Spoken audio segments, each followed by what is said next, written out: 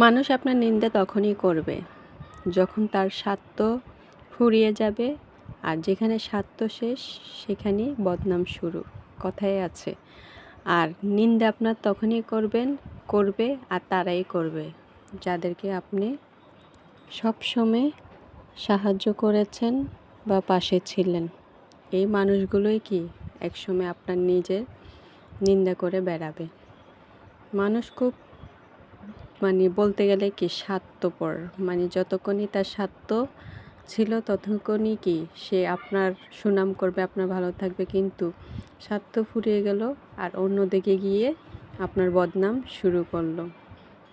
এই মানুষগুলোকে আপনার চেনা খুবই বড় দায় হবে।